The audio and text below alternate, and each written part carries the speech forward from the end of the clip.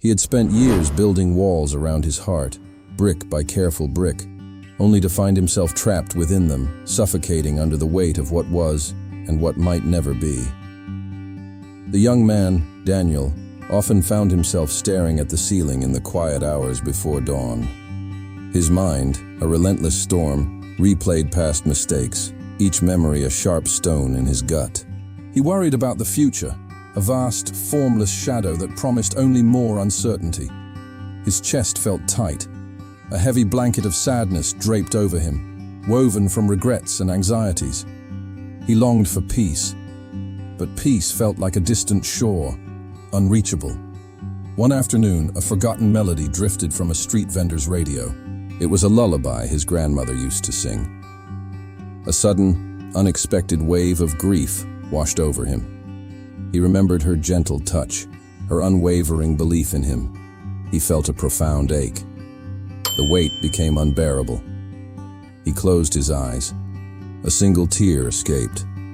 He left the city without a word, driven by an instinct he couldn't name. The concrete jungle slowly gave way to rolling hills. The incessant hum of traffic faded. Soon, only the whisper of the wind and the distant bleating of sheep filled the air. He found himself in the Turkish countryside, a tapestry of ochre and green under an autumn sky. The air was crisp. Nature breathed. He felt a strange sense of calm. Deep in the countryside, he saw an old man, his eyes milky and unseeing, carefully tending to a small, ancient stone wall. The farmer moved with a quiet grace, his hands, gnarled and strong, feeling each stone. He was filling tiny cracks in the wall with water from a clay jug. Daniel watched, hidden by a gnarled olive tree. The old man paused. He turned his head slightly. He seemed to sense Daniel's presence. A gentle smile touched his lips. Daniel felt a warmth spread through him. He felt seen. The old man, the blind farmer, spoke in a voice like rustling leaves. "The wall has many wounds," he said, his words soft. "Help me fill them." He handed Daniel a small, chipped clay cup. "With water." No explanation was offered. No questions were asked. Daniel took the cup. He felt a quiet reverence. This was a sacred beginning. Daniel knelt by the wall, the small cup in his hand. He dipped it into the farmer's jug. He tried to pour the water into the hairline cracks. It was impossible. The water spilled, running down the rough stone, disappearing into the dry earth. Frustration gnawed at him. His mind raced. "This is pointless. It's not working. I'm failing." He remembered all the times he had tried to fix things, to control outcomes, only to watch them slip through his fingers. Regrets surfaced. Fears about his inability to control his own life echoed in his head. He clenched his jaw. He tried harder. The water still spilled. He sat back, defeated. He watched the blind farmer. The old man continued his task, his movements slow, deliberate, unburdened by haste. Daniel noticed something. The farmer wasn't trying to force the water. He was simply letting it flow. Daniel took a deep breath.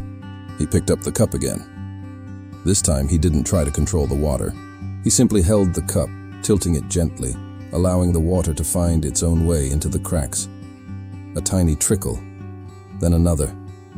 The water seeped in. He felt a release. The tension in his shoulders eased. The autumn sun warmed his back. The sound of the flowing water was a soft melody. He felt a quiet joy.